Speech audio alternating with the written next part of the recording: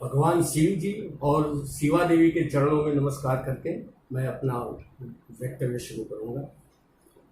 जो नई पीढ़ी जो है वो पुराने तरीके से कोई बात करो तो धर्म की जो भाषा है ना वो समझने को तैयार नहीं है। वो अगर बोलो ध्यान तो वो समझेंगे कोई चीज है, ब्रह्म बोलो तो समझेंगे कोई चीज है। तो अलग अलग जो टर्मिनोलॉजी है वो टर्मिनोलॉजी से क्या वो नहीं होने से गीता का जो संग है वो नहीं कर सकते हैं। और गीता में इतनी अद्भुत चीजें जो बताई गई है, मगर जो बेनिफिट जो लेना चाहिए वो नई पीढ़ी नहीं ले सकती है। तो हमने क्या सोचा कि भी जो कॉम्प्लिकेटेड जो संस्कृत वर्ड में जो टर्मिनोलॉजी है उसको थोड़ा वो बच्चों को भाए, वो भाषा में वो फॉर्म में अगर प्रेजेंट करे तो शायद ज्यादा लोग भोग्य हो सके और नई पीढ़ी को देना बहुत जरूरी है। अभी सोचा कि भी गीता का ही क्यों सब्जेक्ट लिया, तो ये इसका एक ही इम्पोर्टेंस है कि भी गीता में भगवान की वाणी है। पहली बात तो ये है, ऐसी भगवान की वाणी शिव संहिता में भी है, सदा शिव की साक्षात वाणी भी है।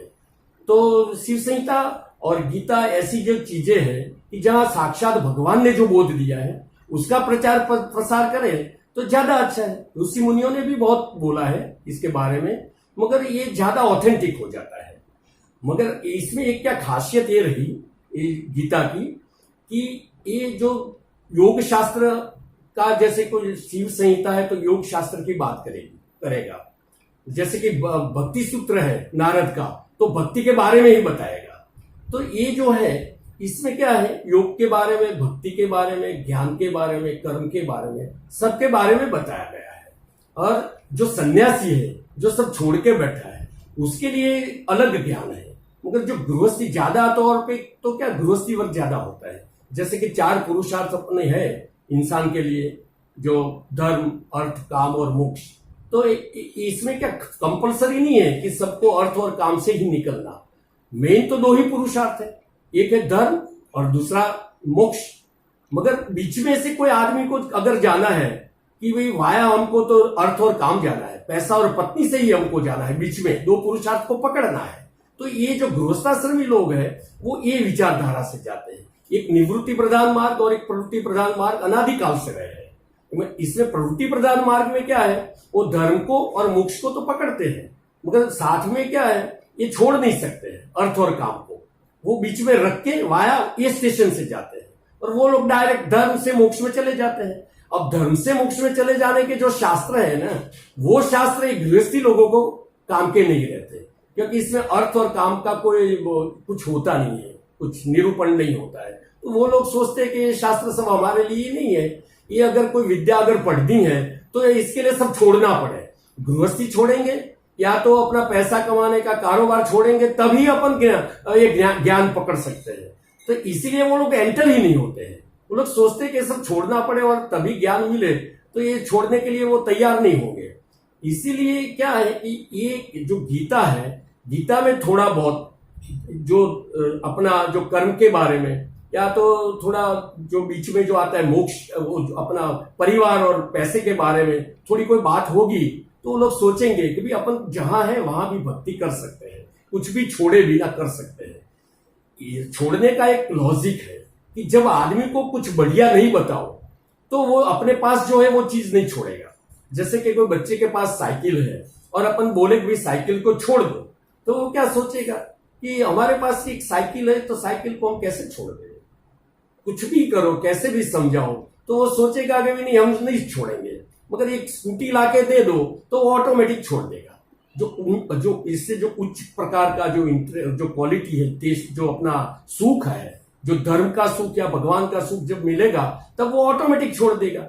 मगर ये सुख अगर दो नहीं और पहले बोलो कि छोड़ दो तो वो छोड़ने के लिए तैयार ही नहीं होते। तो इसमें क्या है कि ज्यादा पब्लिक जो है हिंदुस्तान में या पूरे वर्ल्ड में, निवृत्ति मार्ग के बहुत कम लोग हैं और प्रवृत्ति मार्ग के बहुत है, बहुत ज्यादा। जो बोले परसेंटेज में देखे तो ज्यादा पब्लिक प्रवृत्ति मार्ग की है। अब 2 ही तो बड़े आचार्य हैं, एक है शिव जी है जो निवृत्ति मार्ग के आचार्य हैं और दूसरे जो श्री कृष्ण भगवान है जो प्रवृत्ति मार्ग के आचार्य हैं। तो ये ज्ञान क्या गृहस्थी में भी काम लगे, और गृहस्थी का ज्ञान उधर काम लगेगा क्योंकि धर्म और मोक्ष तो दोनों में ही है।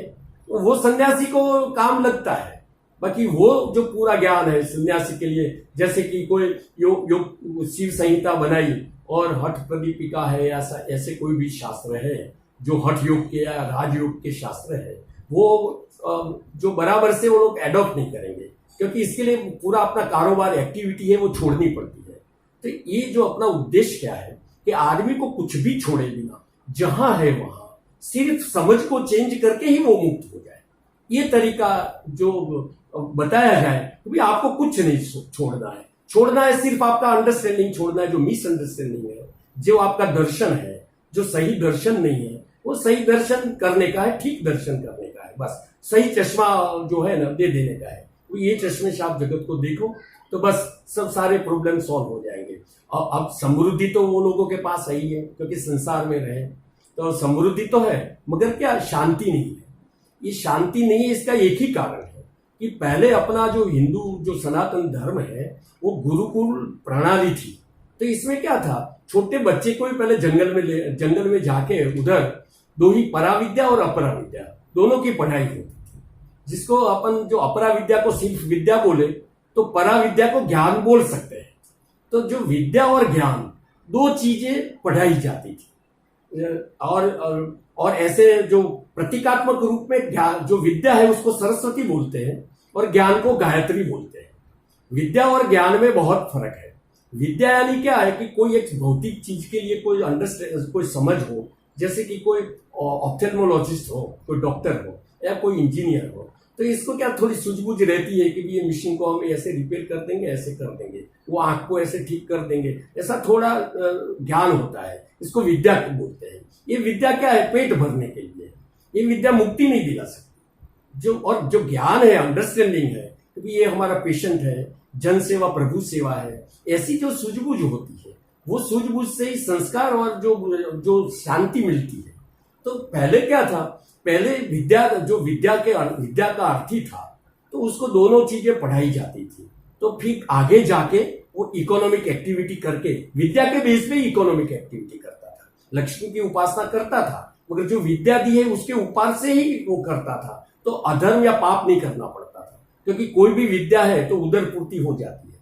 जैसे छोटी कोई भी विद्या है, जैसे कि कोई हस्तरेखा का ज्ञान है, कुछ है, तो कोई इलेक्ट्रिक जो अपना वायरिंग का कोई नॉलेज है, तो भी पेट भर जाता है। तो ये इसको बोलते हैं हम विद्या।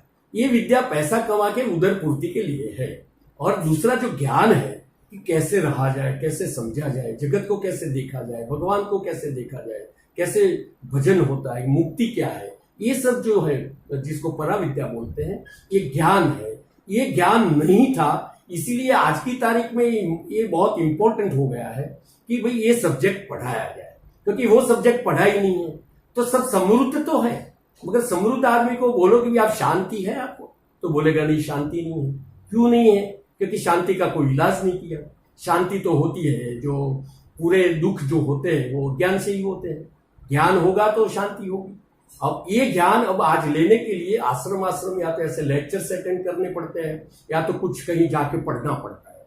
जब 20-20 साल 100-200 किताबें पढ़ के जब वो विद्या प्राप्त होती है, तो ये पराविद्या भी पढ़ने के लिए कोई एक शास्त्र या 50, वैसे तो बहुत शास्त्र पढ़ने चाहिए, मगर बहुत शास्त्र नहीं पढ़ सके तो गीता को क्या सबने मान्य रखा है। अपने जितने भी सारे संप्रदाय है, जैसे अपना शैव संप्रदाय है, शाक्त लोग है, वैष्णव लोग है, गाणपत्य है, जो सूर्यदेव की उपासना करने वाले हैं, तो सब लोग क्या गीता को सब ऑथेंटिक माना है। क्योंकि गीता क्या है, एक उपनिषद का सार है। उपनिषद भी है, वो ब्रह्म विद्या भी है, वो योग शास्त्र भी है, और प्रैक्टिकल लाइफ में छोटी छोटी चीजें बता के सबको दिखाने वाला शास्त्र भी है। तो ये ज्ञान वर्सेटाइल जिसको बोल सकते हैं कि सबको लागू पड़ता है।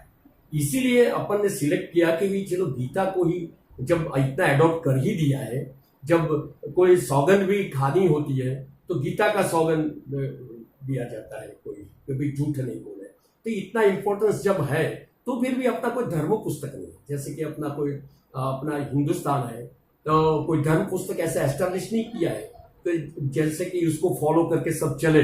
जैसे क्रिश्चियन होते हैं या मुस्लिम लोग होते हैं तो कुरान या बाइबल को पकड़ के चलते हैं, वैसे बच्चे लोग भी ये जानते हैं। हिंदुस्तान एक ऐसा है कि अपना सनातन संप्रदाय कि कोई धर्म पुस्तक जैसा है नहीं, और बच्चे लोग पहले से ही कुछ पढ़ते नहीं है, तो बिल्कुल वो वंचित रह जाते हैं, धर्म और ज्ञान से वंचित रह जाते हैं। तो जो शांति मिलनी चाहिए, जो स्थित प्रज्ञता मिलनी चाहिए, वो नहीं मिलती, सिर्फ प्रॉस्पेरिटी मिलती है। और प्रॉस्पेरिटी से कई सारे प्रॉब्लम सॉल्व हो जाते हैं, जैसे कि भौतिक दुख है तो उसका नाश करेगा वो, मगर दूसरे जो आध्यात्मिक दुख है, दैवी दुख है, इसका इलाज पैसे के पास नहीं है। पैसा एक अच्छी चीज है कि एक प्रकार का दुख की सहूलियत मिल जाती है, सुविधा मिल जाती है, तो भक्ति या ज्ञान के लिए, भजन करने के लिए एक अच्छा माहौल बन सकता है। बाकी जो ज्ञान नहीं है या भक्ति नहीं है, तो जो उच्च क्वालिटी का जो सुख बोलते हैं, जैसे शांति और शांति के ऊपर का आनंद, या जो परमानंद बोलते हैं, भगवान का आनंद, ये सब मिल नहीं सकता। तो वो क्या अपनी जात को ऐसे एहसास करता है मरने तक कि हाँ कुछ रह गया, हमारा कुछ बच गया, कुछ नहीं पाया है। कंटेंट जो सेल्फ कंटेंट होता है, आत्मसंतोष, वो कभी नहीं होता, और निराश रहते हैं कि भैया, तो कोशिश भी करते हैं इधर उधर जाके वो करने की, मगर बच्चे लोग तो नहीं जाते। बच्चे लोग तो समझ गए कि ये छोड़ेंगे तो ही साधु बनेंगे तो ही ज्ञान मिल सकता है। ये जो ग्रंथि है वो निकल जाए और समझाया जाए कि कोई भी परिस्थिति में है आप, मगर ज्ञान की उपासना कर लो, थोड़ा अंडरस्टैंडिंग या समझ या गायत्री देवी की उपासना कर लो, विद्या तो है आपके पास, मगर ज्ञान की उपासना कर लो, तो आप शांत भी होंगे और समृद्ध भी होंगे। वैसे लोकल लैंग्वेज में, अभी मॉडर्न लैंग्वेज में दो ही चीज को एम बनाया गया है। जैसे अपने एम अलग थे पुराने काल में, मगर मिलते जुलते दो ही एम बनाए गए हैं, प्रॉस्पेरिटी और पीस। प्रॉस्पेरिटी और पीस दो ही को बनाया गया है कि जीवन का लक्ष्य क्या है, प्रॉस्पेरिटी और पीस। अब पीस में आगे जाए तो हो सकता है कि पीस का मीनिंग शांति भी होता है, इसका मीनिंग ब्लिस भी होता है, आनंद भी होता है, इसका मीनिंग एक्सटेसी भी होता है, परमानंद भी होता है। मगर अल्टीमेटली तीनों को एक ही वर्ड में ला अगर रखे तो उसका मीनिंग अपन पीस बोलेंगे। और दूसरा है प्रॉस्पेरिटी। प्रॉस्पेरिटी क्यों? प्रॉस्पेरिटी इसलिए कि तन है, अब तन है तो धन चाहिए, बाकी मन के लिए तो कोई धन की जरूरत नहीं है। मन के लिए अंडरस्टैंडिंग चाहिए, बस जो कुछ है अपना, जो बंधन का हेतु जो है, लोग बोलते हैं कि सिर्फ मन ही बंधन का और मुक्ति का हेतु है, वैसे तन भी है, क्योंकि तन का जो उदर पूर्ति वगैरह का जो झंझट में रहेगा, टाइम ही नहीं मिलेगा तो कैसे बैठेगा, मन की साधना या शांति की साधना भी कैसे करेगा। तो दोनों को साथ में लेके जो चलता है वो नई पीढ़ी को क्या है कि रुचिकर है सब्जेक्ट भी। चलो अपना कुछ खोना नहीं है, अपनी प्रॉस्पेरिटी, पैसा, कुछ कारोबार सब अपने साथ रहता है और शांति में बढ़ोतरी होती है तो अच्छा है, इसमें जाना चाहिए और इसको खोना नहीं चाहिए। तो रुचि हो गई, इसीलिए अपन ने पकड़ा कि भी चलो गीता को पकड़ो। तो गीता में क्या है कि एक तो सब प्रकार के भक्तों के लिए सब योग है, जैसे कि कोई भक्ति में रुचि वाला है, भक्ति प्रधान लागनीशील आदमी जिसको बोलते हैं, भावनाशील जो आदमी बोलते हैं, तो उसको भी ये चीज भाएगी। दूसरा कोई है हठ प्रधान है, कोई कर्म प्रधान है, कोई बुद्धि प्रधान है, तो सब लोग इसका टेस्ट ले सकते हैं। तो ज्यादा वर्सेटाइल है, इसलिए सोचा कि भाई चलो इसमें थोड़ा कुछ लोगों को बात बताए और ज्यादा तौर से सभी संप्रदाय वाले इसको सुनने के लिए तैयार होंगे।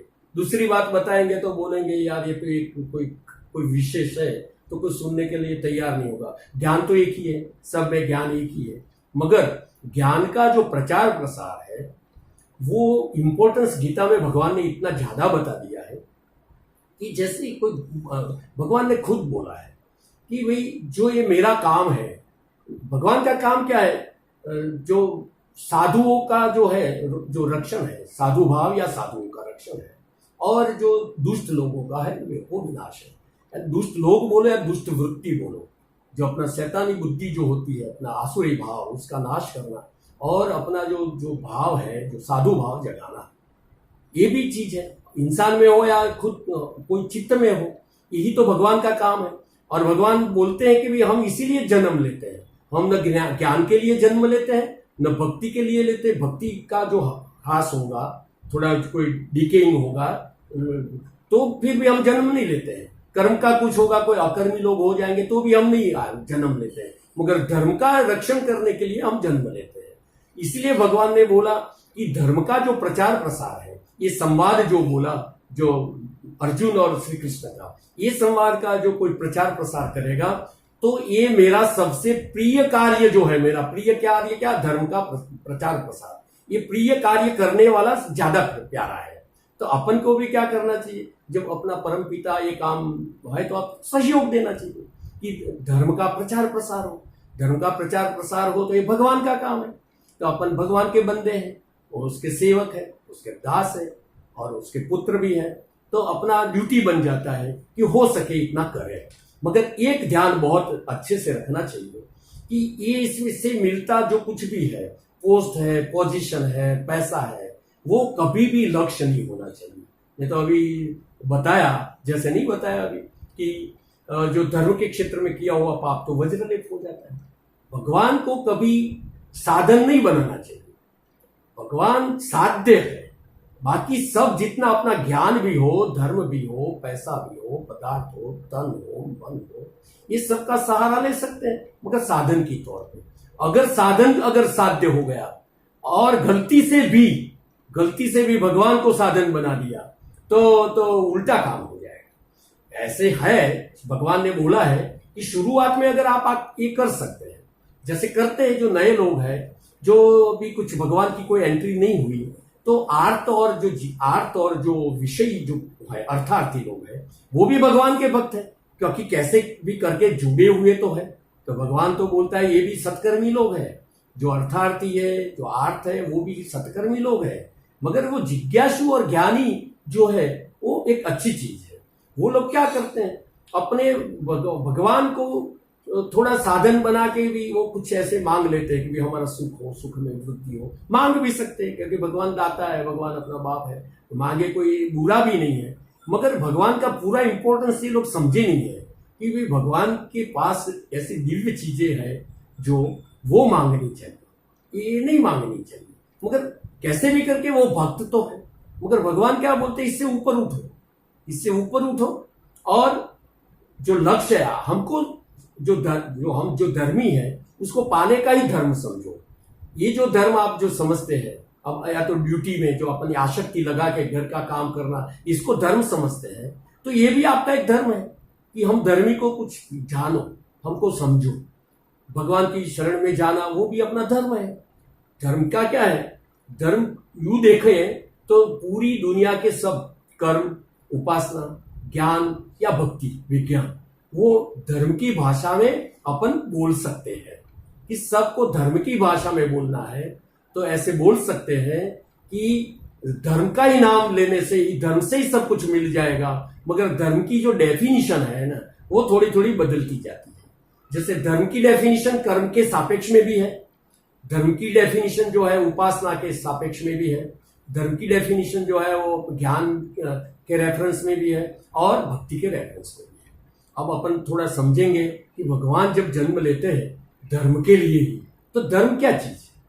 तो धर्म तो पहला क्या, अपना एक तो अपना स्वभाव है, गुण है। जैसे कि मिर्ची होती है तो तीखी होती है, गुड़ है तो जो स्वीट वो टेस्ट होता है, शुगर है तो ऐसा, सबका एक गुण धर्म बोलते हैं, इसको गुण धर्म बोलते हैं। धर्म भाषा भी धर्म लगा हुआ है, गुण धर्म है। तो क्या तो इंसान जब है तो इंसान का कोई धर्म होता है, उसका भी कोई गुण होने चाहिए। कोई दिखता है जैसे कि इंसान, 2 हाथ 2 पैर, मगर धर्म नहीं है तो ये बिना पूंछ वाला पशु ही हो गया है। जैसे कि कोई है मिट्टी का कुछ है तो ऐसा कोई, तो इसको क्या है, क्लाउड जैसा कुछ है, तो वो इसको गुड़ नहीं बोल सकते। दिखेगा गुड़ जैसा, मगर गुड़ का धर्म है तो ही उसको गुड़ बोल सकते हैं। तो ये एक धर्म की डेफिनेशन है। अब कर्म की सापेक्ष में अगर अपन जब इंसान बोला गया तो अपना इंसान का धर्म होना चाहिए। और दूसरा क्या है कि धर्म को अगर कर्म की सापेक्ष में बोले तो धर्म एक पहली चीज क्या है कि धर्म एक किसी को दिक्कत नहीं हो, दूसरे का विचार करना है। नया धर्म का मूल जो बोला है, अन्य का सोचना, दूसरे आदमी का सोचना, वो धर्म का पहला अंग है। क्योंकि जब आप अपना ही सोचते हैं, कोई दूसरे का सोचते नहीं है, तो धर्म क्या है चीज वो पता नहीं चलेगा। धर्म दया का जो दया है वो उसका मूल बोला गया है। मगर दया यानी किसी के ऊपर जैसे कि अपन हाय हाय बोल करते हैं या अरे अरे करते हैं, वो दया नहीं है। दया यानी दूसरे का सोचो कि भी इसका ये वो हमारे जैसा ही है, हमको जो नापसंद है उसको नापसंद है, हमको जो पसंद है उसको पसंद है, वो जगह पे अगर हम होते तो क्या। ऐसा सोचने से धर्म का ज्ञान प्रकट हो जाता है। फिर किताब में पढ़ना नहीं पड़ता, कोई धर्म ग्रंथ में जैसे धर्म शास्त्र में वो जाना नहीं पड़ता, उसको खुद पता चल जाता है कि ये संजोग में हमें ऐसा करना चाहिए। तो वो क्या करेगा, धर्म का पहला जो चैप्टर है, जो दूसरे को कुछ दिक्कत नहीं हो रही, वो वाला जो एथिक्स या नीति का चैप्टर वो पढ़ लेगा। फिर दूसरा क्या होगा, जो हक और फर्ज वाली बात करते हैं, हक और फर्ज वाली बात, उसमें आएगा, अपनी ड्यूटीज निभाएगा। ड्यूटीज और प्रिविलेज जो बोलते हैं, इसमें प्रिविलेज है ना, वो है ही नहीं, सबका जो बोलते हैं ड्यूटी, वो दूसरे का प्रिविलेज बन जाता है। प्रिविलेज कोई वर्ड ही शास्त्रों में नहीं है, पूरे हिंदुस्तान के जितने भी शास्त्र है उसमें समझ लो। हाँ, लॉ में होगा कि प्रिविलेज और जो बोलते हैं अपनी ड्यूटी, मगर इसमें तो एक सिर्फ धर्म ही नाम है, क्योंकि एक का धर्म दूसरे का हक बन जाता है। अगर हक को आप एडॉप्ट करके हक को मांगने के लिए निकलोगे तो दुनिया में सिर्फ अधर्म ही हो जाएगा, अधर्म ही हो जाएगा। जैसे बाप बोलेगा कि बेटा ये मेरा हक है कि तू मेरी सेवा कर, तो बेटा बोलेगा बापा आप आपकी मिलकत में हमारा इतना हिस्सा दो तो ही मैं सेवा करूंगा। तो ये भाषा आ जाएगी तो धर्म का कोई मीनिंग ही नहीं रहेगा। तो इसमें क्या जानबूझ के ऋषि मुनि ने बहुत सोच के इसमें हक वाला कोई शब्द ही नहीं है, जिसका पर्याय हिंदी में संस्कृत में भी नहीं है, कहीं भी नहीं है। एक ही बता दिया कि जब पिताजी का धर्म है तो बच्चे के लिए ऑटोमेटिक वो हक, इसका प्रिविलेज हक हो जाएगा। और जब बच्चा है, बालक है, उसका बेटा है, बेटा इसको जब पकड़ेगा कि ये मेरा धर्म है कि माँ बाप की सेवा करना वगैरह, तो ऑटोमेटिक दो का प्रिवेंशन हो जाता है, दो का रक्षण हो जाता है। तो पूरा जो सह अस्तित्व है, अपना को एग्जिस्टेंस जिसको बोलते हैं, सब लोग मिलजुल के रहते हैं, और जो शांति बनी हुई है, वो जो धर्म है, ये इससे ही एस्टैब्लिश होता है। एक नीति से एस्टैब्लिश होता है, दूसरा अपने ड्यूटी को समझने से एस्टैब्लिश होता है, और तीसरा परोपकार करके एस्टैब्लिश होता है। वो तीसरा अंग है, इसको धार्मिक बोला जाता है। तीन चीज जब मिले तभी आदमी को धार्मिक बोला जाता है, कि वो किसी को नुकसान नहीं करे पहले।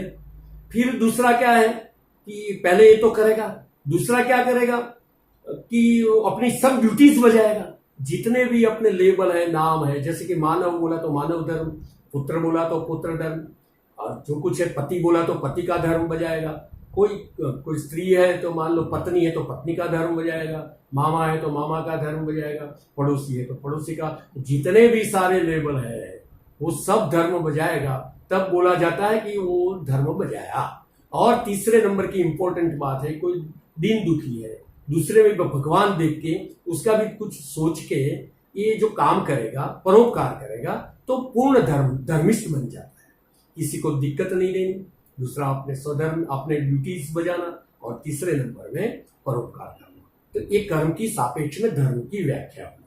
इतना करेगा तो इतनी शांति बनी रहती है, जगत में बाहर भी बनी रहती है और चित्त में भी बनी रहती है। बाहर की शांति इसलिए जरूरी है कि बाहर अगर शांति का माहौल नहीं है, मार काट चल रही है, ऐसा कुछ हो रहा है, और कोई बोले कि ध्यान करो, भजन करो, सत्संग करो, तो कैसे होगा? नहीं हो पाया। इसीलिए भगवान ने बोला कि ये जो धर्म है बहुत बड़ी चीज है, परिवार से भी ऊपर है, अपने पैसे से भी ऊपर है। जैसे गीता में पहले अध्याय में भगवान ने अर्जुन को बोला कि भाई ये धर्म युद्ध है, तू कर। तो अर्जुन ने पहले बताया कि भाई हमको तो इसमें पाप ही पाप दिखता है, ये स्वजन है, गुरुजन है, और गुरुजन और स्वजन को मारने का काम है, और ये मार के हमको क्या मिलेगा, हम कैसे मार सकते हैं। तो अर्जुन को इसमें पाप लगता था, और इसीलिए कि हम नहीं लड़ेंगे, ये सब पाप का काम है।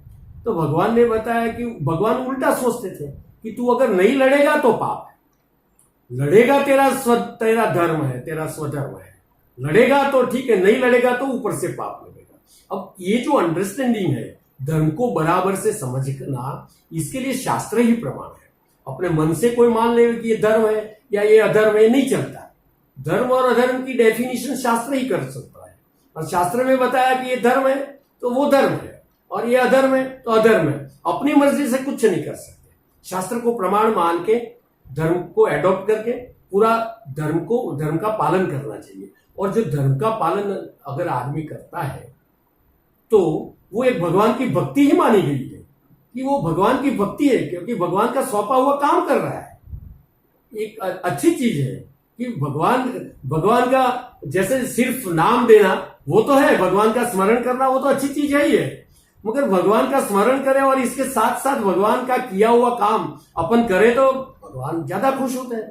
जैसे दुनिया में अपने पिताजी अपने बाप होते हैं तो माला लेके बैठ जाए, जैसे कि हमारे पिताजी का नाम रामजी भाई है तो हम माला लेके बैठ जाए, रामजी भाई रामजी भाई रामजी भाई रामजी भाई किया करें, तो हमारे रामजी भाई हमारे बापूजी ये बोलेंगे कि बेटा ये तू क्या कर रहा है, मेरा तो कोई काम नहीं कर रहा है, मेरे पैर दबाया, मेरे लिए दवाई लाके दे, मेरे को खुराक दे, खाने का दे, मेरा काम तो तू कुछ कर नहीं रहा है, सिर्फ रामजी भाई करता है।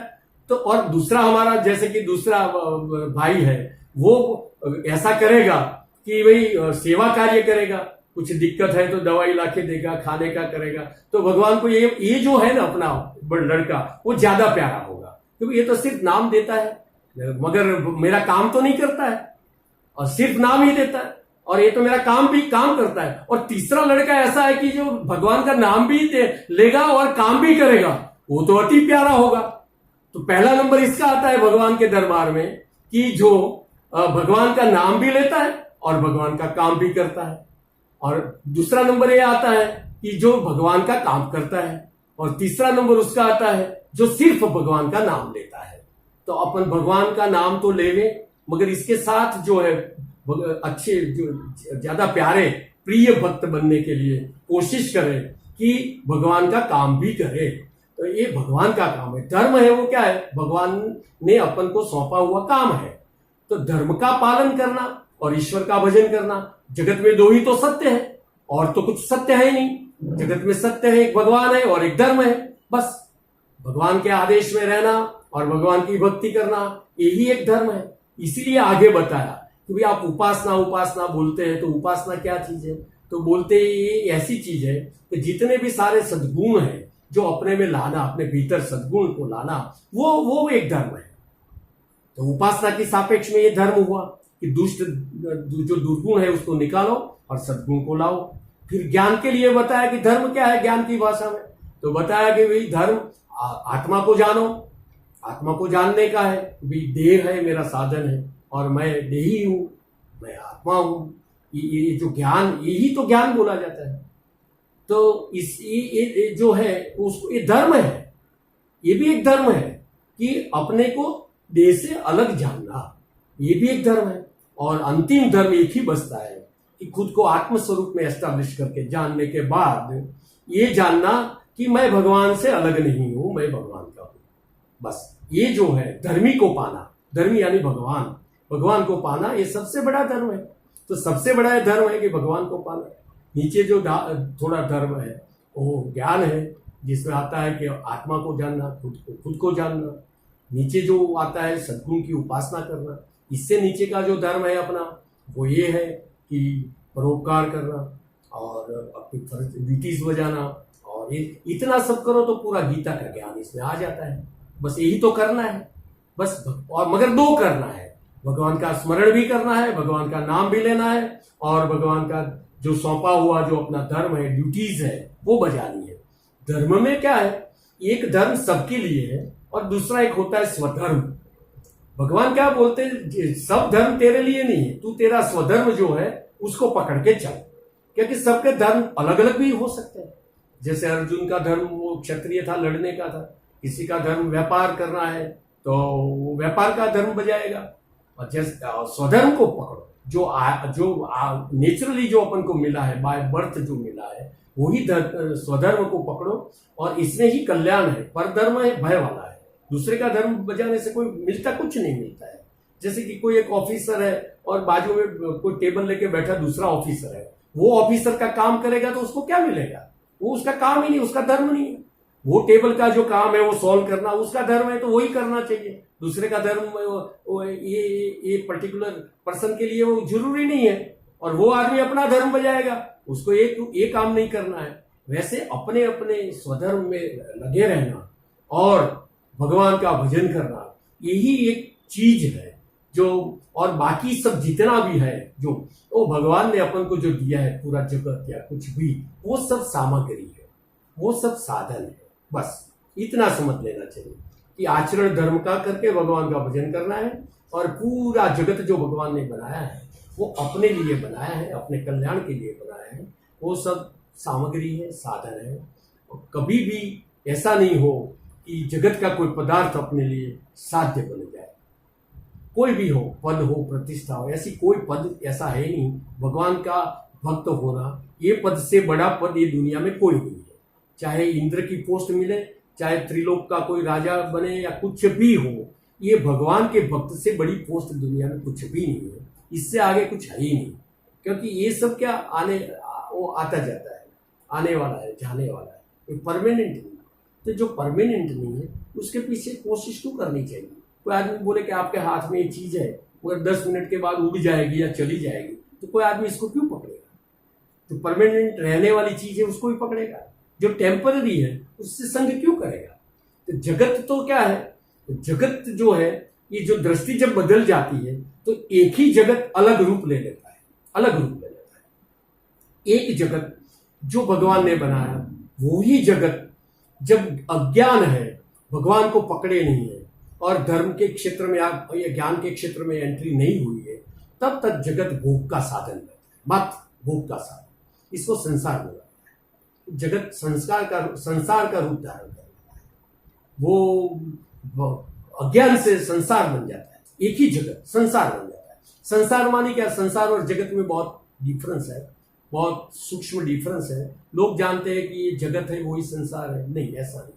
संसार अलग चीज है, जगत अलग चीज है। ऐसा कैसे, तो शास्त्रों में बहुत बारीकी से आप जाओगे तो जगत शब्द का उपयोग में कभी ऐसा नहीं बोला है कि जगत को छोड़ो। जगत को छोड़ने का कहीं नहीं बोला है। जैसे पैसे को छोड़ो ऐसा कहीं नहीं लिखा है, कहीं भी नहीं लिखा है, वैसे जगत को छोड़ो वैसा कहीं भी नहीं लिखा है। क्यों, और मगर एक लोभ छोड़ो ऐसा लिखा है, पैसा छोड़ो ऐसा नहीं लिखा है। पैसे की तो उपासना करने का लिखा है, लक्ष्मी जी की उपासना करने का लिखा है, मगर छोड़ने का जो परिग्रह है, लोभ है, ये सब चीजें छोड़ने का बोला है। वैसे संसार को छोड़ने का बोला है। जो आदि शंकराचार्य हुए, जो साक्षात शिव जी के अवतार थे, भगवान शिव जी के अवतार थे, वो शंकराचार्य ने साफ शब्दों में बोल दिया था कि संसार को झटपट छोड़ दो, संसार को झटपट छोड़ दो। तो मिसअंडरस्टैंडिंग में लोग समझ गए कि संसार यानी जगत, तो जगत को झटपट छोड़ दो, ताबड़तोड़ जगत को छोड़ दो। अब जगत तो छूट ही नहीं सकता। जगत छोड़ने की बात आए तो शरीर भी जगत के अंतर्गत है, तो शरीर छोड़ देने से मुक्ति मिल जानी चाहिए, शरीर को ही छोड़ देना चाहिए, तो ताबड़तोड़ मुक्ति मिल जानी चाहिए। तो ऐसे तो कोई मुक्ति मिलती ही नहीं है। और घर भी छोड़ दो तो घर भी जगत के अंतर्गत है। घर छोड़ने से क्या है, संन्यास आश्रम में जाके वहां भी कुटिया तो बनानी पड़ेगी, चाहे घास फूस की होगी या कुछ भी होगी, आरसीसी की हो, मिट्टी की होगी, वो भी मिट्टी है, उधर भी बनानी पड़ेगी। पित्तल का बर्तन होगा तो उधर कमंडल में खाना तो खाना पड़ेगा, पेशाब भी जाना पड़ेगा, कुदरत की हाजत पे भी जाना पड़ेगा। क्या छोड़ा, क्या छोड़ा, क्या छोड़ सकता है आदमी। श्वास लेना छोड़ दिया, जगत से जब अपन श्वास लेते हैं वो श्वास छोड़ सकते हैं, अपन देखना छोड़ सकते हैं, क्या छोड़ते हैं, कुछ नहीं छोड़ते। बस एक अहम जगता है कि हमने छोड़ा। ये तो ऊपर से भगवान से दूर जाता है, क्योंकि एक अहम हुआ कि हम सन्यासी, हम छोड़ा। क्या सन्यासी, क्या छोड़ा। जो छोड़ने का है वो तो संसार है, और संसार तो चित्त में पड़ा है, अपने चित्त में खड़ा है। वो तो जीव सृष्टि है, अपन ने कल्पना करके बनाया है कि ये मेरा है, ये तेरा है। ये सब जो है वो सही कुदरत में तो है ही नहीं। जैसे कि एक सूर्य नारायण भगवान है, पूरे जगत को प्रकाशित करते हैं।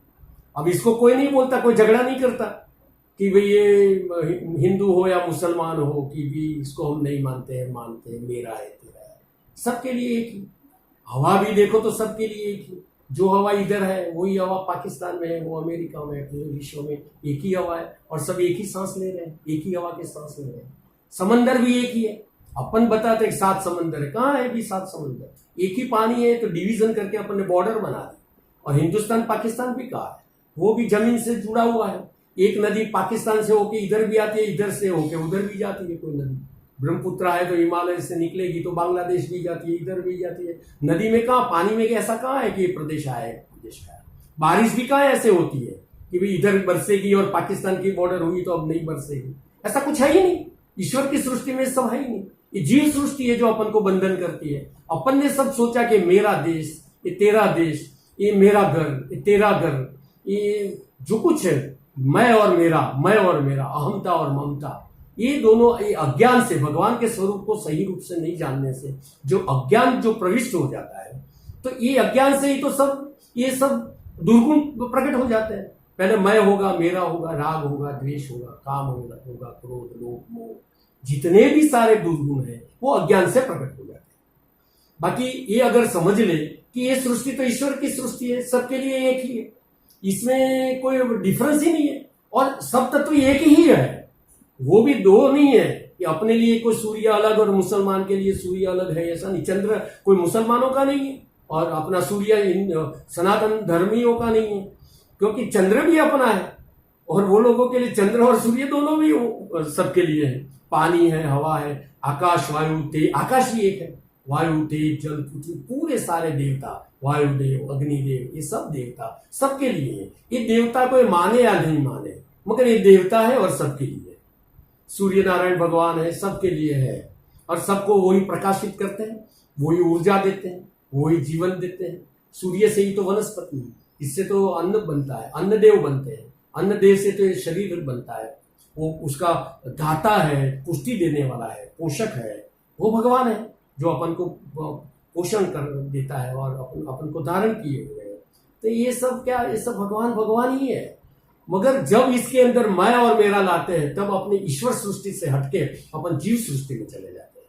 जो चित्त में खड़ी जो जीव सृष्टि है, जिसको संसार बोलते हैं, ये बंधन का मूल है।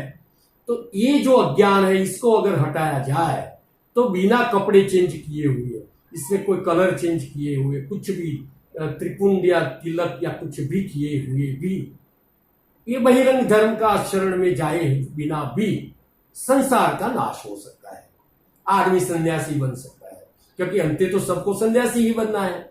जैसे कि कोई गृहस्थाश्रम से यात्रा शुरू करे तो फिर क्या है, वो ब्रह्मचर्य आश्रम से शुरू करके गृहस्थाश्रम में जाएगा, वानप्रस्थाश्रम में जाएगा और सीधा संन्यास आश्रम में जाएगा। तो एक डायरेक्ट संन्यास ले लेगा, ब्रह्मचर्य आश्रम से सीधा संन्यास कर लेगा। मगर सबको संन्यास आश्रम में तो जाना ही है, लास्ट फेज में तो जाना ही है कि जहां पूरी सृष्टि भगवान की दिखे और सब में भगवान दिखे और जो ब्रह्म भाव आ जाए, अपना भगवत भाव आ जाए। ज्ञानी के लिए ब्रह्म भाव है, भक्तों के लिए जो ये है भगवत, जो अपना भगवत भाव है, सब में भगवान दिखेगा, ज्ञानी को सब में ब्रह्म दिखेगा। यही दृष्टि आ जाए तो ये तो आ ही जाएगी। ये जगत वो है, जगत जगदीश का रूप धारण कर लेगा। संसार अगर नहीं दिखता है ना, ये दो ही चीज है, जगत जगत के रूप में दिखता है, मगर और आगे दृष्टि में परमार्थ में अगर चले जाओ, ये व्यवहारिक दृष्टि है, व्यवहारिक दृष्टि है, व्यवहारिक सत्ता जिसको बोलते हैं शास्त्रों में। ये व्यवहारिक सत्ता में जाओ तो जगत जगत दिखता है, और अपनी जो प्रातिभाषिक सत्ता में चले जाओ तो जगत संसार का रूप धारण कर लेता है। और ये जो आप अच्छी साइड चले जाओ, पारमार्थिक दृष्टि में चले जाओ, तो यही जगत भगवान का रूप धारण करता है, भगवान रूप। मगर इसके लिए एक दिव्य चक्षु चाहिए।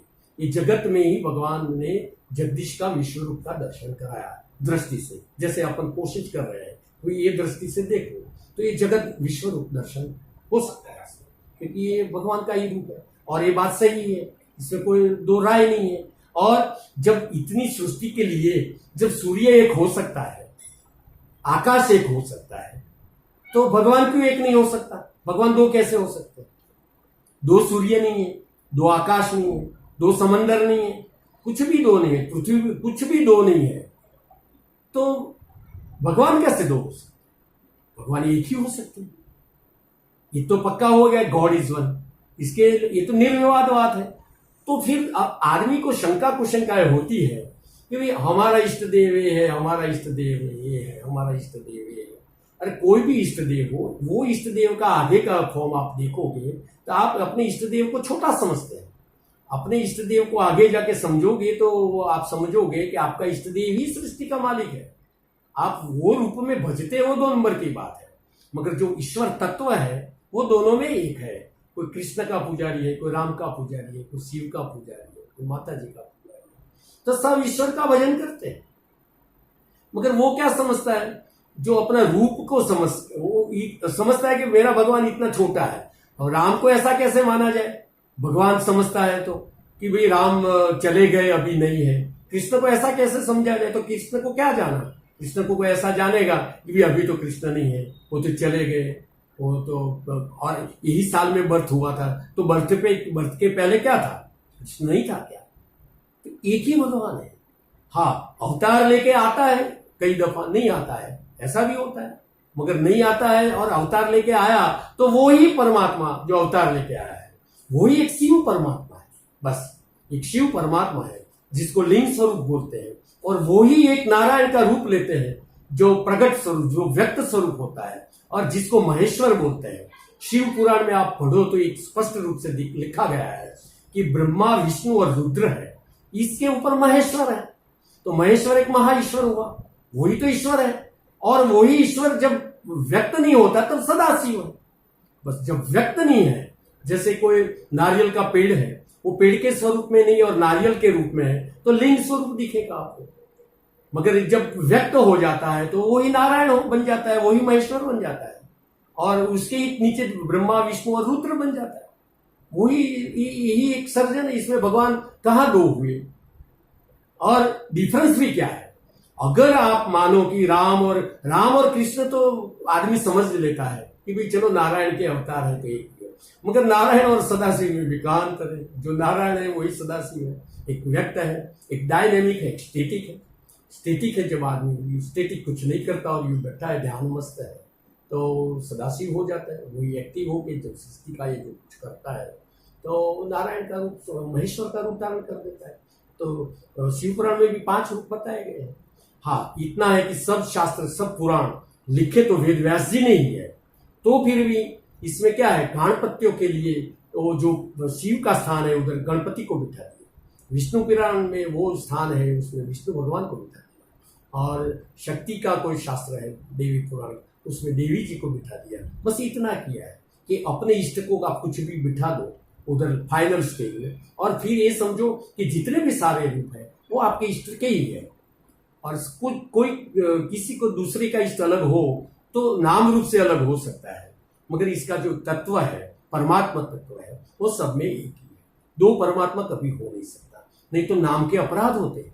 और भक्ति में क्या है, भक्ति फल देती है जब कोई भी दोष ना हो, कोई अपराध ना हो, गलती से भी अपराध नहीं होना चाहिए। जो शिव और नारायण में थोड़ा भी डिफरेंस समझेगा तो वो पाप है, और राम और कृष्ण में या कोई अंतर देखेगा तो वो पाप है। अब इसके बदले में इंसान अगर ऐसा करता है कि एक में इतनी कला है, एक में उतनी कला है, जैसे एसेस करने के लिए बैठा हो, जज कर रहा है और भगवान को जज कर रहा है, और बोलता है कि ये बड़ा है और ये बड़ा है, तो भी बड़ा तो वो है जो बड़ा बोल रहा है, जज कर रहा है, वो सबसे बड़ा है, तो उसका भजन करना चाहिए। कोई बोले कि भाई राम बड़ा है या कृष्ण बड़ा है या शिव बड़ा है, ऐसा अगर कोई लेक्चर दे रहा है तो मेरे हिसाब से तो वो बड़ा है, क्योंकि वो राम या कृष्ण या शिव जी को भी जज कर रहा है, तो उसका भजन करना चाहिए। मगर ये गलत है, वो जानता नहीं है, वो पागल है, वो समझता नहीं है कि ईश्वर तत्व एक ही है, इसके रूप है, अलग अलग रूप है, कोई व्यक्त है, अव्यक्त है। तो अव्यक्त और अव्यक्त से क्या फर्क पड़ता है। आदमी जैसे कि कोई पेड़ पौधे में भी कोई, जैसे कोई बीज रूप है, तो बीज में भी वो वृक्ष है ही है। वो नारियल था तो नारियल के जो है अपना फल, तो फल में ही पूरा जो नारियल का पेड़ है अंदर है, अव्यक्त रूप में है। और ये व्यक्त हो जाता है तो व्यक्त में भी नारियल होता है। एक ही चीज है, नारियल और नारियल का पेड़ है ही नहीं, 2 रूप है। एक ही नारियल के 2 रूप है, तो बीज स्वरूप है, शिव स्वरूप है, लिंग स्वरूप है, और दूसरा व्यक्त स्वरूप है। दोनों एक ही समझो, इसमें कोई डिफरेंस नहीं मानना चाहिए। और शिव शक्ति में भी ऐसा है, शिव और शक्ति में भी कभी डिफरेंस नहीं मानना चाहिए, क्योंकि शिव शक्ति कभी शिव से शक्ति अलग नहीं हो सकती। पुरुष और पौरुषत्व अलग हो सकता है? एक ही चीज है। बल है, कोई है आदमी बल वाला और बल, इससे अलग कैसे हो सकता है? विद्वान और विद्या अलग हो सकती है क्या? कैसे अलग हो सकती है? तो जो शिवा देवी है वो शिव से अलग नहीं है। भगवान ने तो 2 रूप लेके अर्धनारीश्वर का रूप लेके सबको बता दिया था कि देखो बिना शक्ति मैं नहीं, मैं शक्ति के साथ ही हूं। हाँ, जरूरत नहीं होती, जैसे कि अपन सो जाते हैं, अपने सब शक्तियां अपने अंदर होती है, मगर कोई काम नहीं होता तो अपन सो जाते हैं, तो सब अपनी एक्टिविटी सब शक्ति को बाजू में रख के सो जाते हैं, निरांत समाधि में सो जाता है। भगवान भी अकेले बैठ जाते हैं समाधि, और जब जरूरत पड़ती है तो अपनी मन या बुद्धि अंतकरण का संग लेके अपन खड़े हो जाके सब काम करते हैं, ये करते हैं वो करते हैं। तो शक्ति तो थी ही थी, मगर वो जरूरत नहीं थी, तो बिना शक्ति वाले रूप थे। और जब जरूरत पड़ी लीला करने का, जो भगवान लीला जब करते हैं, जगत भगवान की लीला है। ये भगवान ने क्या, एक को हम बहुशाम करके भगवान ने ही वो प्रकृति का संग करते, शिवा देवी का संग करके अपने जो है, अपने जो पशु, अपन सब पशु है, भगवान के लिए अपन सब पशु है। ऐसा नहीं कि वो गाय भैंस पशु है, अपन भी पशु है। वो पशुपति है, वो अपना पति है, और माता जी पाश है कि इसके बंधन से अपन बंधे हुए हैं। पाश है, वो पाश है, ये पशुपति है, और अपन पशु है। ऐसे 3 क्लास में, वैसे कि विष्णु संप्रदाय वैष्णव में ऐसे बोलते हैं कि वो हरि है, और ये जो माया है, और अपन जीव है, ऐसा नाम दिया गया है। सब शास्त्रों में अलग अलग नाम ऐसे 3 दिए गए हैं, और कुछ है ही नहीं, भगवान है। और भगवान ने फिर क्या किया, अपने बच्चों के लिए जगत की सृष्टि रचना बनाई। जैसे अपन बनाते हैं, अपन भी शादी करते हैं, संग करते हैं, प्रकृति का संग करते हैं, फिर क्या करते हैं, बच्चे को पैदा करते हैं, और फिर क्या करते हैं, फिर घर बनाते हैं, जो इकोनॉमिक एक्टिविटी का जुगाड़ करते हैं, सब कुछ करते हैं, कारखाना करते हैं, सब करते हैं। ये हम भी ऐसी चेष्टा क्यों करते हैं, अनेक रस लेने के लिए। आनंद तो था ही था, भगवान अकेले समाधि में भी आनंद दे रहे हैं, और परमानंद लेने के लिए सृष्टि का जो सर्जन किया, इसके लिए कोई 2-3 मटेरियल नहीं है। ऐसे कोई बोले कि जगत के मूल में 2 तत्व है, 3 तत्व है, 4 तत्व है, 5 तत्व है, तो ऐसे देखने जाओ तो पूरे शास्त्र में बहुत विविध रूप से लिखा हुआ है। ये एक बीच में इंटरमीडिएट स्टेज से वो लोगों ने पकड़ा है। जैसे कि एक ही भगवान 3 रूप हुए, कि भाई जीव रूप हुए, जगत रूप हुए, और परमात्मा का रूप ही है। ऐसे 3 रूप से शुरू करते हैं, उधर से शुरू करते हैं। इससे आगे जाएंगे तो 2 रूप से शुरू करेंगे। शिव और शिवा है, कृष्ण और राधा है, राम और सीता है। सिया राम में बोलेगा राम का भक्त है, वो राधा कृष्ण में बोलेगा शिव का भक्त है, तो बोलेगा शिव और शिवा। शिव पार्वती रूप जगत है, माता जी शिव शक्ति रूप जगत को मानेगा। तो इसमें क्या कोई फर्क तो पड़ता नहीं, तत्व तो एक ही है। तत्व चीज को पकड़ो। जैसे कि अपन गुरु होते, सबके गुरु अलग अलग होते हैं। अब एक ही गुरु हो, मान लो कि टाटा नगर में है, तो इधर अहमदाबाद में आके हमको कैसे पढ़ाएगा? 5वीं कक्षा का कोई क्लास है, इसमें हिस्ट्री का टीचर है, तो टाटा नगर में अलग होगा, इधर अलग होगा। हिस्ट्री तो एक ही पढ़ाएगा, तो गुरु का चेहरा अलग होगा, अकल सकल सब अलग होगा शायद, मगर गुरु तत्व तो एक ही हिस्ट्री पढ़ाएगा। मैथमेटिक्स का टीचर है, तो इतने हिंदुस्तान में एक ही टीचर तो कैसे पढ़ा सकता है? ये तो पॉसिबल नहीं है। तो एक सुविधा बनाई, क्योंकि इतने सारे टीचर बनाए, वो इतने सारे गुरु बनाए कि वो जो मैथमेटिक्स पढ़ाएंगे, मैथमेटिक्स तो एक ही है, शास्त्र तो एक ही पढ़ना है, मगर गुरु तत्व को पकड़ेगा। क्योंकि चलो ये एक गुरु तत्व को पकड़ेगा तो 2 भेद ही है ही नहीं। फिर मेरा गुरु कोई गुजराती होगा, उधर का कोई अलग गुरु होगा, सबका गुरु अलग अलग होगा, भाषा अलग होगी, रंग ड्रेस अलग होगा, ये सब अलग हो सकता है, मगर गुरु तत्व एक ही है जहाँ सबसे मिलता है। वैसे ईश्वर तत्व भी एक, और माँ बाप का तत्व भी एक है। हम 3 रूप का ज्यादा जिक्र इसलिए करते हैं, हम हमेशा के लिए, कि इंसान के अंदर ये भी एक गलती है, दोष है, दोष का निवारण। जैसे कि ये जो भेद नहीं समझे, अगर शिव और शिवा का, शक्ति का भेद जो अलग से गलत ढंग से पकड़ेगा, और रामकृष्ण में हरि और नारायण में, शिव और नारायण में, हरि और हर में, ये अगर नहीं समझेगा तो दोष में आ जाएगा। एक ही भगवान की सेवा करेगा, और वही भगवान की वो खेवना करेगा, उसको ही वो बोलेगा। जैसे अपने घर पे एक आदमी अपना आए, और एक ड्रेस में आए तो बोलेंगे वेलकम आइए, और दूसरे ड्रेस में अगर आ गया तो आप बोलोगे कि नहीं भाई आप चले जाओ, निकल जाओ, क्योंकि वो समझता नहीं, ड्रेस से निकाल करता है। तो वो क्या समझेगा कि ये कैसा पागल है आदमी, जो हम वो ही है, तो हमको अभी जो वेलकम कर रहा है और अभी बाहर निकाल रहा है, तो कितना पागल है, समझ नहीं रहा है कि मैं एक ही। जैसे बच्चे अच्छे होते हैं, बच्चे अपने बाप को कोई भी ड्रेस में पहचान लेते हैं, समझ लेते हैं कि भाई ये ड्रेस में आया, कोई व्यापारी ड्रेस में आया, पुलिस के ड्रेस में आया, तो भी बच्चा समझ लेता है कि मेरा पापा है। और अपने घर के ड्रेस में है तो भी पहचान लेता है। और भक्त लोग, इतने बड़े साधक भी, ऊंचे पहुंचे हुए लोग नहीं सब पहचान सकते हैं। वो बोलते हैं हमारे ये ड्रेस में आओगे तो ही हम पापा कहेंगे, ये ड्रेस में हम पापा नहीं कहेंगे। ये एक अज्ञान है। तो ये जितने भी सारे अपराध है, वो अपराध से बचने से भक्ति का बल बढ़ जाता है, भक्ति अपनी स्ट्रांग हो जाती है। कभी ईश्वर एक है, सब रूप में एक ही भगवान के अलग अलग जरूरत पड़ी तभी रूप लेके भगवान आए हुए हैं। तो इससे क्या हो गया, सहिष्णुता आती है। दूसरे धर्म वाले का, दूसरा संप्रदाय वाले के ऊपर सहिष्णुता आएगी, साथ में बैठ सकेंगे और जितने भी शुभ शुभ चीज है उसका स्वाध्याय कर सकेंगे, सत्संग कर सकेंगे और अपनी जो शक्ति है, बुद्धि शक्ति को दूसरी दिशा में इस्तेमाल नहीं, वितंडा में इस्तेमाल नहीं करेंगे। क्योंकि ये कोई ऐसे क्लासिफिकेशन में नाम रूप में पड़े बिना तत्व को ही समझेगा। और तत्व को समझता है आदमी तो झगड़ा नहीं होता है। और वो लोग सब ये बात व्यवहार में सब समझते हैं। इसका सिर्फ एप्लीकेशन करना है। जैसे व्यवहार में हम समझते हैं हमारे बाप को बापा बोलते हैं, दूसरे का बापा को हम बापा नहीं बोलते हैं, कोई वादा नहीं, मगर बाप तुल्य मान लेते हैं कि वो दूसरे हमारा पड़ोसी का पिताजी है, पड़ोसी के पिताजी है, वो मानते हैं तो रिस्पेक्ट देते हैं। क्योंकि हम बाप तत्व की पूजा है। इसका मतलब ये भी नहीं होता है कि वो बाप का पूजा करने के लिए जाना, ऐसा भी नहीं होता है। अपना आप में सब आ जाता है, बाप तत्व तो एक ही है, फिर दूसरे को बदलने की भी क्या जरूरत है। जो अपने इष्ट देव है वो सब में देखो, सब में वो इष्ट देव सब में देखो, क्योंकि हमारा इष्ट देव ही ये सब बना है। ऐसे समझ के अपने इष्ट को, नहीं तो अनिष्ट हो जाएगा। इष्ट को समझो तो ही इष्ट होता है, इष्ट को बराबर नहीं समझने से अनिष्ट हो जाता है। और खास तौर से जो तीन रूप जो है, एक देवी देवता को, एक गुरुजन का और एक माता पिता, तीनों को तो कंपलसरी भगवान के रूप ही समझने चाहिए। शास्त्रों में जो है ना, ये इसमें नहीं है। जैसे कि निवृत्ति मार्ग में लोग हैं, वो लोग माता पिता का इंपॉर्टेंस नहीं देते, क्योंकि वो छोड़ के आए, फिर वो लोगों का धर्म नहीं रहा, क्योंकि माता पिता की सेवा करना वगैरह धर्म नहीं रहा, और कर्म को भी छोड़ दिया, तो वो बात अलग है।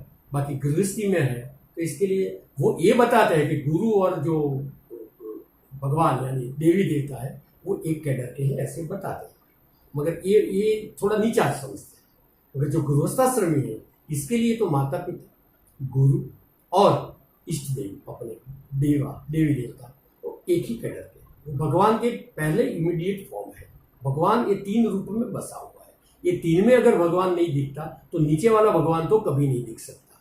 नीचे फिर मनुष्य में रहा भगवान, पशु में रहा भगवान, कोई नीचे जो कुछ है पक्षी में रहा भगवान, वनस्पति में रहा भगवान, और जड़ में रहा भगवान को तो देख ही नहीं सकता। ये तीन में भगवान देखता है आदमी।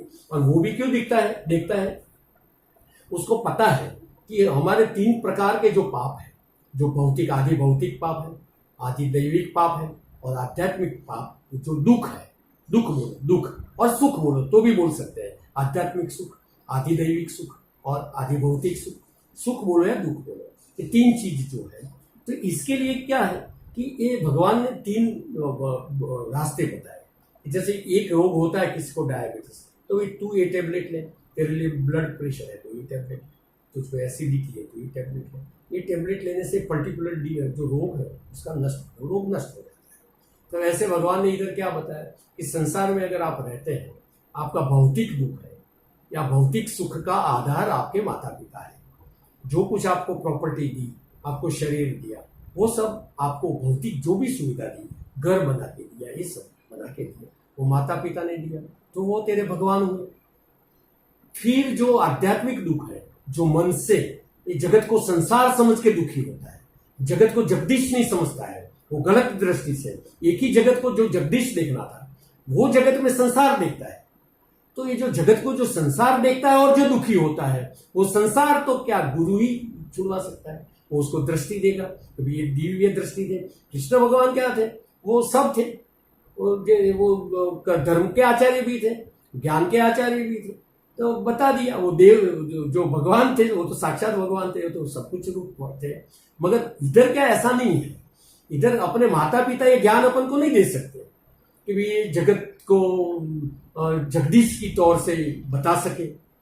कोई अर्जुन के कोई पिताजी ने नहीं बताया था, कोई नहीं बता सकता था, पितामह भी नहीं बता सकते थे, भगवान ने बताया, क्योंकि वो आचार्य थे, ज्ञान के आचार्य थे उस वक्त। तो क्वेश्चन था तो बता दिया कि भाई जो ये जितना भी है, ये जो संसार है वो चित्त की वृत्ति से बना हुआ, तेरी अज्ञानता से बना हुआ है। इसको तू झटपट छोड़ दे, समझ दे, छोड़ दे। यही जगत को तू भगवान के रूप से देखने का शुरू कर और जगत को साधन बना दे। जगत जो दुख का कारण है अभी संसार के रूप से, वो दुख का कारण नहीं बना के उसको साधक बना दे। वो बंधन का हेतु था पहले, जगत बाधक था। तो बताया कि भाई इसको संसार के रूप से देखेगा तो जगत बाधक है, अगर तू भगवान के रूप से देखेगा तो यही जगत तेरे लिए साधक हो जाएगा। या तो भगवान की सृष्टि समझ, तो भगवान का सर्जन समझ, और जितने भी पदार्थ है तेरे लिए साधन है या ऐसे समझ, तो वो क्या है, एक साधक हो जाएगा जगत बाधक बनने से। तो ये जो ज्ञान देता है, इससे आदमी की क्या है, भय चला जाता है, शोक चला जाता है, चिंताएं चली जाती है, ये सब चला जाता है। ज्ञान से और कोई फायदा नहीं। आदमी को ज्ञान दो तो क्या होगा, धन नहीं आ जाता है, जेब में 10,000 रुपया पड़ा, 10,000 एक नहीं होता, कुछ नहीं होता। इससे कोई दैवी कृपा भी नहीं, कोई पुण्य भी नहीं होता, क्योंकि पुण्य तो किसी को दान देने से होता है, वो तो दैविक क्षेत्र अलग है, आध्यात्मिक क्षेत्र अलग है, और नीचे कर्म का क्षेत्र अलग है। इसमें ये जा ही नहीं सकता। पैसा और पदार्थ एक क्षेत्र है, वो इसका रूप कब ले सकता है, जब दान करो या किसी को दो तो वो पुण्य के क्षेत्र में आ सकता है। और समझ से ज्ञान ही अध्यात्म क्षेत्र में काम लगेगा। इधर न कर्म काम लगेगा या न तो कोई पुण्य काम लगेगा, पुण्य से कोई ज्ञान नहीं हो जाता है। तो दैवी क्षेत्र जो है, दैवी दुख जो आते हैं, आकस्मिक जो कुछ होते हैं या कुछ होते हैं, वो दैवी कृपा से होते हैं, तो देवों की भक्ति से होता है। तो आदमी को देवी देवता की भक्ति भी नहीं छोड़नी चाहिए, गुरु का आदर भाव या गुरु भक्ति भी नहीं छोड़नी चाहिए, और माता पिता की भक्ति भी नहीं छोड़ना चाहिए। हम तो ये बोलते हैं गुरुजनों को ये बात खास सिखानी चाहिए, नए गृहस्थी लोगों को, नए आते अपने जो नए जो आते हैं यंगस्टर, नहीं तो वो क्या बोलते हैं कि माता पिता ने तो तुझे शरीर दिया, हम दूसरा शरीर तो हम देंगे ज्ञान का, तो इसकी कोई इंपॉर्टेंस नहीं है, चल तू छोड़ के आ जा। और फिर छोटा मोटा काम करा लेते हैं आश्रम का, तो ये जूती का कुछ मेंटेन कर, या तो ये रसोई का काम कर, वो मान लेता है हमारा जीवन धन्य हो गया, गुरु में ही सब कुछ आ गया, हमारा माँ बाप भी आ गया। और कई तो जो गुरु होते हैं, ऐसे गुरु होते हैं, वो बोलते हैं देवी देवता की भी पूजा करने का क्या मतलब है। तो ये सनातन धर्म को समझे नहीं है। गुरु को बोलना चाहिए, बेटा तू मेरे पास आया है, तेरा पहला धर्म है, तो माता पिता को भी मेरे समान मान, और जो है वो जो है ना, जो अपने गुरु है और जो माता पिता है और देवी देवता है, तो सबको तू मेरी भगवान का रूप सबको समझ। ऐसा नहीं, माता पिता का भी रिस्पेक्ट कर, क्योंकि वो अलग तरीके से तेरा काम आते हैं, और देवी देवता की भी शरण में रहे, कुछ भी मत छोड़, अज्ञान को छोड़, बाकी जगत में कुछ छोड़ने की जरूरत है, न गाड़ी छोड़ने की जरूरत है, न घर छोड़ने की, ये सब साधन है। तो पुस्तक भी, किताब भी छोड़ देना चाहिए, शरीर भी छोड़ देना चाहिए, नहीं, जगत को मत छोड़ो। जगत में रही हुई जो आसक्ति, इसका नाम संसार हो रहा है, संसार को छोड़ दो, सुखी हो जाओ, यही अध्यात्म बताता है। हाँ, बाकी दैवी कार्य जो करना है, पुण्य कर्म करना है, वो इंसान को करना है, और इधर कर्म करके जो पैसा कमाना है, संपन्न होना है या प्रॉस्पेरिटी लानी है, वो भी हर साधक का, हर जीव का काम अलग अलग है। मगर ये जो चीज है, ये अगर ज्ञान प्राप्त कर लेंगे तो एक एश्योरेंस दे सकता है कि इंसान का कम से कम शोक, भय और चिंताएं चली जाए। तो कौन नहीं इच्छता कि भी हमारा भय, शोक, चिंता चली जाए। इसमें कुछ देना तो है, 1 रुपये की फी नहीं है, कुछ नहीं है, सिर्फ ज्ञान, अंडरस्टैंडिंग लेना है, और जो भी भय है, शोक है, चिंता सब चली जाएगा, तो जीवन में शांति आएगी। बस यही तो बताना है। ये तो इतना सिंपल और लॉजिकल चीज है, वो तो कोई भी ये लाइन में पढ़ा हुआ भी मानेगा, बराबर। अब जो शंकराचार्य और भगवान ने तो लास्ट में फिर जगत यही बताया था, उमा कहूं मैं अनुभव अपना, सच हरि भजन जगत, ये तो सार है, एक ही वाक्य में सार दे दिया था। वही सार शंकराचार्य ने ऐसे दे दिया, ब्रह्म सत्य जगत में, कोटि ग्रंथ का सार है ब्रह्म सत्य जगत में। और सबसे बड़ा तो शिव जी ने बोला था, उमा कहूं मैं अनुभव सच हरि भजन जगत सब। मगर हरि भजन में अपन इतने जो नीचे है, सिर्फ भगवान को नहीं समझ रहे हैं, तो अपन को ऐसा मानना चाहिए कि भगवान और भगवान का दिया हुआ धर्म दोनों को पकड़ के अपन को चलना चाहिए, और अपनी साधना करनी चाहिए। और गलती से भी कोई दोष जो अपन को नहीं लगे, न कोई गुरुजन का अपमान हो, न कोई देवी देवता का अपमान हो, न तो कोई दूसरे के वडील लोगों का कोई अपमान हो, वो ये अपन से बड़े हैं तो सबकी शरण में रहना चाहिए। अपने बराबर है तो उधर जो अपना जो कुछ है डिसिप्लिन से रहना चाहिए। और पदार्थ है तो उसमें सिस्टम से रहना चाहिए। पदार्थ का संग करो, मटेरियल का तो सिस्टम बनाओ। इंसान तो तमीज सीखो, डिसिप्लिन को सीखो। और जब बड़े लोग आ जाते हैं, जब माँ बाप आ जाते हैं, देवी देवता आ जाते हैं, जब गुरुजन आते हैं तो शरण ले लेनी चाहिए, आदर करना चाहिए। उधर भी तर्क नहीं, कुछ लॉजिक नहीं, कुछ नहीं, क्योंकि ये पूजनीय है, क्योंकि भगवान के साक्षात रूप है। इतना रिस्पेक्ट करना चाहिए तो आदमी की त्रिविधता पूरे मिट जाते हैं। एक एश्योरेंस की तरह ये सब मिट जाता है। अब वक्त हो गया है गुरु